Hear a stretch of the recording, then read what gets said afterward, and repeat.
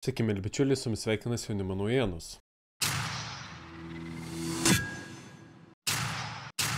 Dėkuoju visiems, kurie prenumeruojate Jaunimo naujienų kanalą, pasidalinate vaizdo įrašais, juos pakomentuojate ir paspaudžiate patinka, nes artėjame prie beveik 10 000 prenumeratorių. Be jūsų nebūtų mūsų. Jungtinėse Amerikos valstijose vyksta sukrenčiantis įvykiai. Rugpjūčio 22 dieną įvykdyta žmogžudystė Jungtinėse Amerikos valstijose dėmesio nesulaukė beveik 2 savaitės, kol praėjusį penktadienį buvo paviešintas nusikaltimą užfiksavęs vaizdo įrašas. Įrašai matyti traukinyje sėdinti ir mobilųjį telefoną žiūrinti Irina Zarucka. Kai už jos atsistojo vyras, identifikuotas kaip De Carlosas Brownas, jis išsitraukė peilį, užsimojo ir smogė ją į kaklą. Tuomet vyras išlipa iš traukinio. Respublikonai ir konservatyvūs komentatoriai kelia klausimus, kodėl Brownas jaunesnysis buvo laisvėje, nepaisant gausios nusikalstamos istorijos, įskaitant apiplėšimą su pavojingu ginklu, įsilaužimą, vagystę.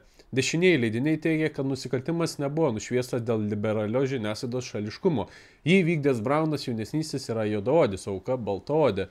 Sklando kalbas, kad nusikaltėlis prieš dūrį peiliu taip pat ištarė rasistinę frazę, tačiau jam pateiktose kaltinimuose šie motyvai neminimi.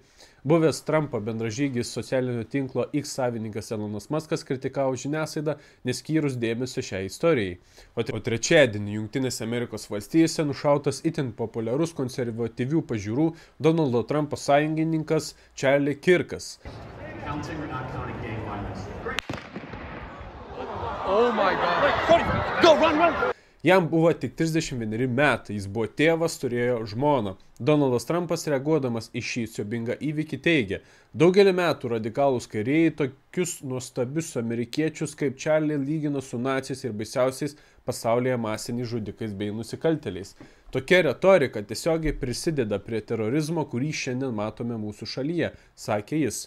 Charlie Kirkas buvo konservatorius, tikintis žmogus, gynė šeimos vertybės, negimusią gyvybę, pasisakė už 2 lytis, moters ir vyro, kas yra akivaizdu, tačiau Jungtinėse Amerikos valstijose pas liberalus jos spėjo viršyti net 100 lyčių.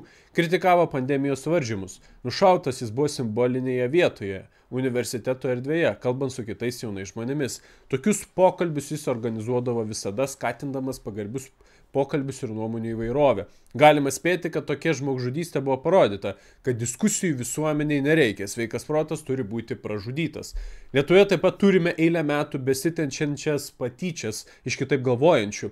Jie vadinami vatnikais, runkeliais, rusų agentais ir taip toliau. Iš esmės daugeliu atveju šie žmonės atstovauja Charlie Kirko gintas vertybės. Tačiau etikečių klijavimo Lietuvoje jau nebeužtenka. Galime išgirsti atvirų siūlymų šaudyti nelojalius piliečius, kai šios žodžius pasako ne bet kas, o konservatorių partijos pirmininkas turintis politinę galią.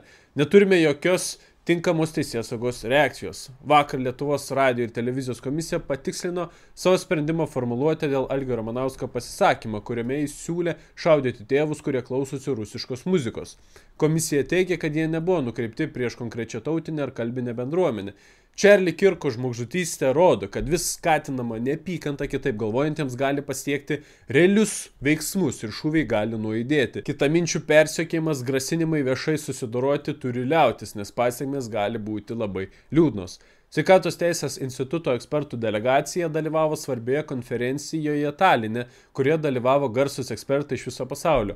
Konferencijoje buvo kalbama apie sveikatą ir žmogaus teisės. Labas rytas visiems iš Talino. Prasidėjo vaizdo transliacija ir mes sveikinamės su Sveikatos teisės instituto sekėjais, norėdami pranešti, kad štai mūsų nedidelė, bet solidi delegacija atvyko į Talinę į tokią konferenciją, kurios susirinko pasaulinio lygio ekspertai iš visos Europos, kad pakalbėtų apie tai, kas yra svarbiausia, bet dažnai arba neteisingai suvokiama, arba sąmoningai iškraipama. Tai yra apie sveikatą ir apie žmogaus teisės. Aš labai džiaugiuosi, kad mes čia atvykome ir turime progą ne tik išgirsti pasaulinio lygio ekspertus, bet ir patys pasisakysime. 13:30 bus Seimo nario, farmakologo, buvusios tai direktoriaus Rimo Jankūno pranešimas, apie jį šiek tiek vėliau.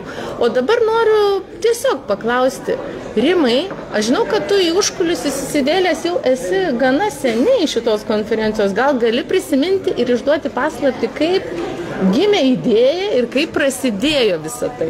Tai beveik prieš pusę metų, ačiū direktoriui už suteiktą žodį, beveik prieš pusę metų balandžio pradžioje čia taip pat Taline vyko Baltijos asamblėja, dalyvavo mūsų Seimo delegacija, kurioje buvau ir aš. Ir vieną vakarą mes turėjome oficialų susitikimą, o kitą neformalų. Susitikau su kolegomis iš Estijos, jie papasakojo apie Pasaulio sveikatos tarybą planuojančią Pasaulio sveikatos organizacijai. Ir mūsų vakarienės metu gimė mintis surengti šią konferenciją. Labai džiugu, kad jinai tuoj pat ir prasidės. Taip, iš tikrųjų labai džiugu. O ką pats tikėsi išgirsti, ko lauki, kokios žinios? Iš tikrųjų, tai po šito nesėkmingo koronaviruso vadinamosios pandemijos valdymo Pasaulio sveikatos organizacija nieko nepasimokė. Ji bando įrodyti, kad viskas vyko gerai ir kad mes čianai tiesiog turime gauti daugiau galių ir viskas bus gerai.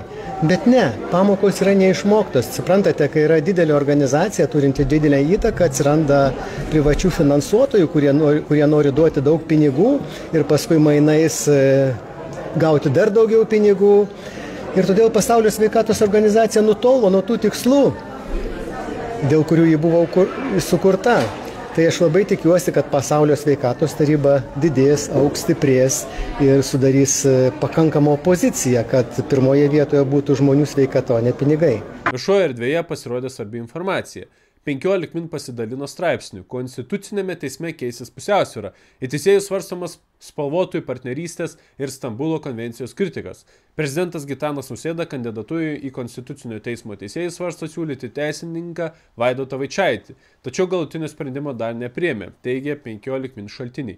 Vilniaus universiteto docentas teisininkų bendruomenėje žinomas dėl konservatyvių pažiūrų. Jis viešai kritikavo Konstitucinio teismo sprendimą įteisinti tos pačios lyties žmonių partnerystę ir Stambulo konvenciją.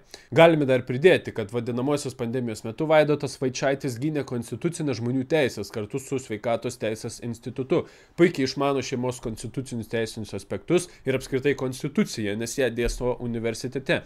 Tad jis būtų vienas verčiausių būti Konstitucinio teismo teisėjų, nes net nebūdamas juo jis drąsiai gynė konstitucijoje įtvirtintas vertybės. O ką jūs, brangūs žiūrovai, galvojate apie šias naujienas? Savo nuomonę galite palikti komentaruose. Iki.